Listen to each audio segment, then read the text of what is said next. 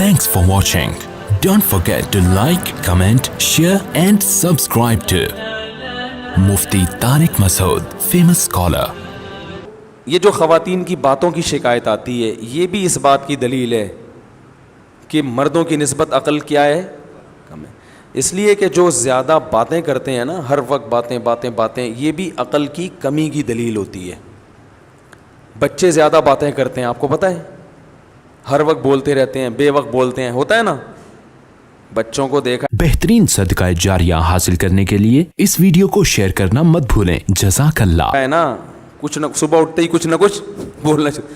جب وہ میچور ہوتے ہیں خاموش. جیسے جیسے انسان میچور ہوتا رہتا ہے اس میں خاموشی کا عنصر بڑھتا چلا جاتا ہے، یہاں تک کہ بالکل خاموش.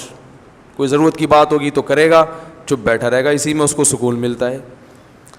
ہم نے بڑے بڑے علماء دیکھے ہیں، اپنے مشائخ کو دیکھا ہے. مفتی رشید احمد صاحب رحمہ اللہ کی میں اکثر مثال دیتا ہوں. ان کی آدھے گھنٹے کی مجلس ہوتی تھی. جب وہ مجلس میں آ کے بیٹھتے تو بسا اوقات پوری مجلس میں خاموش رہتے. بھئی ایک ٹائم دیا ہوا تھا انہوں نے اپنے مریدوں کو آدھے گھنٹے کا کہ اس میں ملاقات کے لیے آنا چاہو تو آ سکتے ہو. اور علماء کو تو وہ علماء اور طلباء جا کے بیٹھتے تھے ان کے آفس میں. آفس میں بیٹھنے سے پہلے اے سی چلا دیا جاتا تھا اور اس میں اسپرے کیا جاتا تھا خوشبو کا. خوشبو کے وہ بڑے عاشق تھے. خوشبو کے بغیر جہاں خوشبو نہیں ہوتی تھی تو ان کو وہاں بدبو آتی تھی. ٹھیک ہے نا، بہت مہنگی خوشبوئیں استعمال کرتے تھے. تو وہ آدھا گھنٹہ انہوں نے طلباء کو دیا ہوا تھا. تو آتے نیچے آ کے بیٹھ جاتے، بیٹھ کے سب کو ایک نظر دیکھتے، تھوڑا سا مسکراتے، اس کے بعد چپ. کیونکہ کوئی بات ذہن میں نہیں آ رہی کرنے کی تو چپ بیٹھیں. ہم بھی چپ. ہم بھی یہ نہیں کہ اور بھائی سنائیں خیریت حضرت آج صبح ناشتے میں کیا کھایا آپ نے. بھائی کرنا چاہو تو کچھ بھی بولتے رہو، اور کیا کھایا آپ نے ناشتے میں، اور امی ٹھیک ہیں، اور بھائی کیا وہ ہو گیا منگنی وہاں طے ہو گئی. خواتین یہی کر رہی ہوتی نا باتیں. میت میں بھی باتیں کرتی ہیں. کسی کی میت ہو جائے نا، اب وہاں بھی پوچھ رہی ہوں گی بہن اس دوپٹے کی کیا قیمت ہے. روتے روتے پوچھ رہی ہوں گی ہائے ہائے منع کے ابا دنیا سے چلے گئے اللہ مغفرت فرمائے. بہن یہ دوپٹہ کہاں سے لیا تھا تم نے؟ وہ پھر روتے روتے ہائے منع کے ابا بہت اچھے تھے، بولٹن مارکیٹ سے خریدا تھا میں نے. تو پھر وہ روتے روتے کہیں گے ہائے ہائے اللہ مغفرت کرے ان کے آپ کے میاں کی، بہت جوانی میں چلے گئے. ذرا سستا مل جاتا ہے بولٹن مارکیٹ میں. صحیح کیا آپ نے، وہاں سے حیدری سے لے لیتی تو قریب پڑ جاتا ذرا سا. تو ان کی باتیں رکتی نہیں. ہمارے حضرت آگے بیٹھتے تھے چپ، ہم بھی چپ اور حضرت بھی چپ. اس لیے کہ کوئی اہم بات آئی نہیں رہی. جب تک کوئی اہم نہیں ہے تو پوچھنی نہیں ہے. اب یہ کیا کہ آپ نے ناشتے میں کیا کھایا، فلانا کیا کھایا.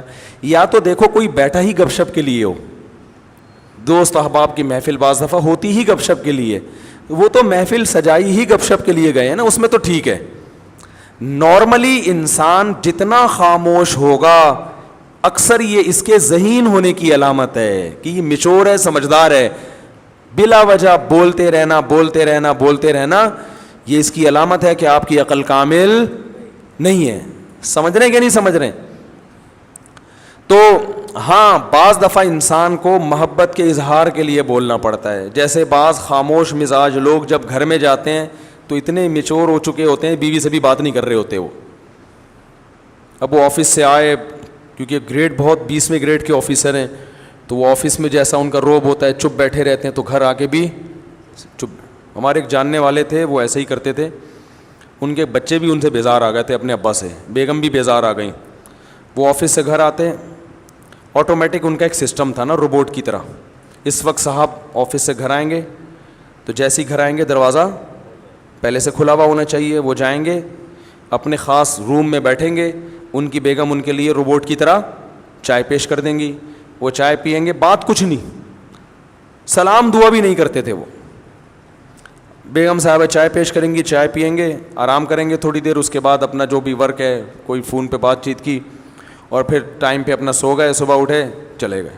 اچھا بچوں کے ساتھ آتے ہی بچوں کو تھوڑی سی جیب خرچی دے دی، چپ، باتیں نہیں، چپ، جیب خرچی پکڑائی، نکل لیے. تو یہ تکبر ہے.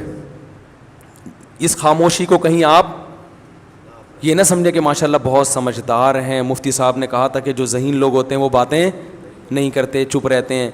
تو بھائی جہاں بولنے کا موقع ہو وہاں بولنا چاہیے. اللہ میرے والد صاحب کی مغفرت کرے. ہمیں والد صاحب کے انتقال پہ اتنا افسوس ہوا, گھر کی رونق ختم ہو گئی, کیونکہ جب وہ آتے تھے بات چیت کرتے تھے. لطیفے جو میں اکثر بیان میں سناتا ہوں والد صاحب سے سنے ہوئے ہم نے.